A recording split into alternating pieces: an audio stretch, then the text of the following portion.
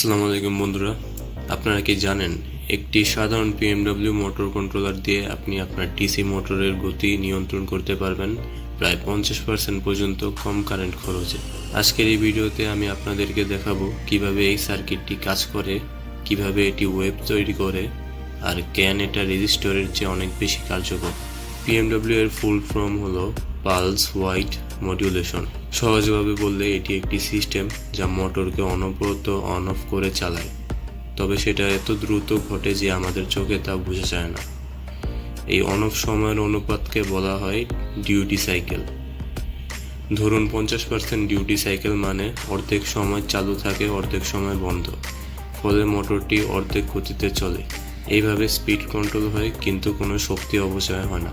দেখুন এই square wave ফর্মটা, এখানে 25%, 50% আর 75% ডিউটি সাইকেল দেখানো হচ্ছে। যত বেশি অন অফ থাকবে তত বেশি গতি। এই ওয়েভটি তৈরি হয় এই 555 ট্রিমার আইসি বা মাইক্রো কন্ট্রোলারটি দিয়ে। এরপর এই মসফেট দুটোর মাধ্যমে সেটা মোটরকে সরবরাহ করা হয়। চলুন আমরা দেখে নিই এর মধ্যে কি কি মেকানিজম ইউজ করা হয়েছে। এর মধ্যে এই ছোট 555 আইসি বা মাইক্রো কন্ট্রোলার বলা যায়, এটা ওয়েভ তৈরির কাজে আসে। এবং পাশেই হিটসিঙ্কের নিচে দুটি মসফেট আছে যা কিনা সুইচ হিসেবে কাজ করে, আর ক্যাপাসিটরস আর রেজিস্টরস টাইমিং সেট করতে সাহায্য করে, এবং এই হিটসিঙ্কটি মসফেটগুলোকে ঠান্ডা রাখতে সাহায্য করে।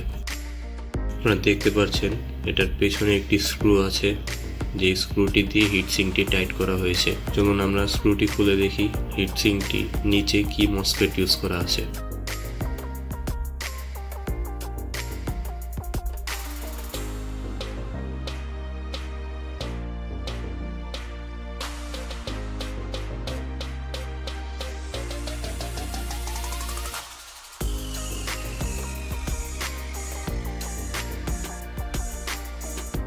এখানে আমরা দেখতে পাচ্ছি সুইচিং সিস্টেম হিসেবে এখানে LR7643 দুটি মসফেট ইউজ করা হয়েছে, যা কিনা সুইচিং হিসেবে কাজ করে। এরকম পিএমডব্লিউ সার্কিট খুবই পাওয়ার সাশ্রয়ী, যার কারণে এর মধ্যে বেশি হেভি হিটসিঙ্ক দরকার হয় না, ছোটোখাটো হিটসিঙ্ক হলেই চলে। হিটসিঙ্কটি আবার আগের জায়গায় লাগিয়ে দিব, কারণ হিটসিঙ্ক ছাড়া এটা ইউজ করা খুবই রিস্কের ব্যাপার, কারণ মসফেটগুলো মাত্রার বাহিরে হিট হয়ে গেলে নষ্ট হয়ে যেতে পারে।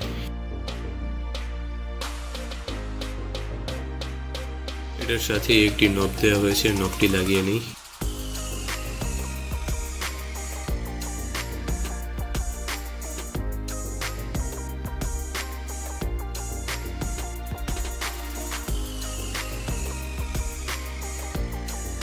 এবং দেখতে পাচ্ছেন এটার ভলিউমের মধ্যেই ইনবিল্ট সুইচিং সিস্টেম আছে।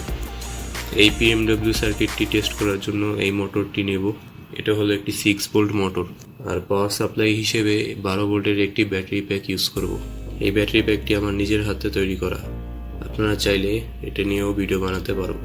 এখানে একটি ভোল্ট মিটার নিয়ে নিব, 20 ভোল্টে সেট করব, কারণ আমার হাইয়েস্ট ভোল্টেজ হচ্ছে 12 ভোল্ট।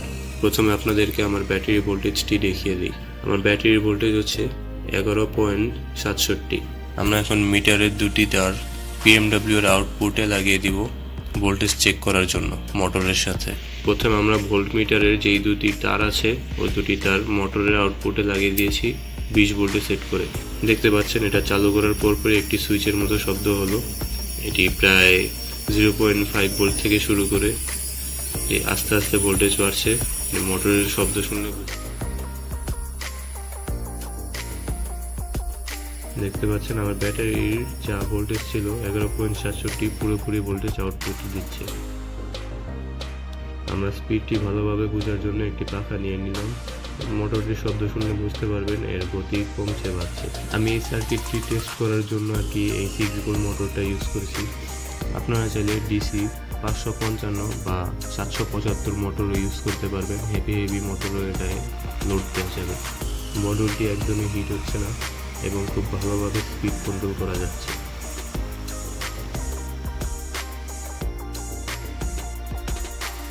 তো আশা করি আপনার এই ভিডিওটি ভালো লেগেছে।